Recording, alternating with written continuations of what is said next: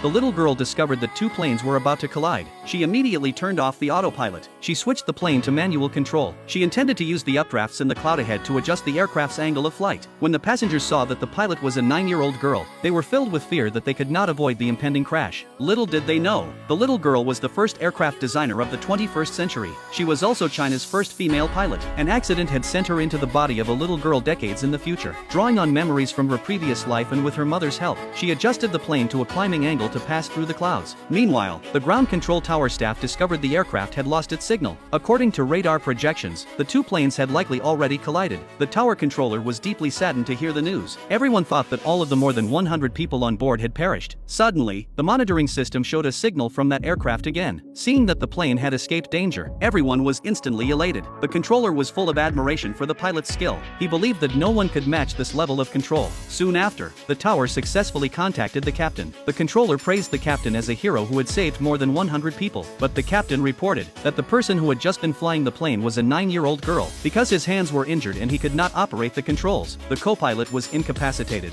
Hearing this, the controller found it unbelievable. No one believed that a 9-year-old girl knew how to fly a plane. After investigating the passenger manifest, they confirmed that one of the passengers was indeed a 9-year-old girl. Only then did the controller believe the captain. He immediately reported the incident to his superiors. When the leadership learned that the little girl had detected the aircraft malfunction and had piloted the plane to avoid a catastrophe, he exclaimed that the little girl was a once-in-a-century genius. He planned, after the plane landed, to hold a grand commendation ceremony for the little girl. He wanted everyone to know that a little hero had emerged in aviation. The captain informed the little girl of the leadership's commendation. The little girl said that she had not saved people for the sake of recognition, because ensuring passengers' safety is the mission of everyone in aviation. She was simply doing what she was supposed to do. The captain felt very gratified upon hearing this. He believed that the little girl would one day become an outstanding pilot. Suddenly, the plane was struck by lightning. The flight attendants screamed in fright. However, the little girl remained remarkably calm. Even though she knew this would be an even tougher test, she informed the tower staff that many of the aircraft's electronic systems had failed, and that the aircraft was in a thunderstorm zone. Before the tower could reply, the aircraft had already lost contact. Hearing this, the controller grew tense again.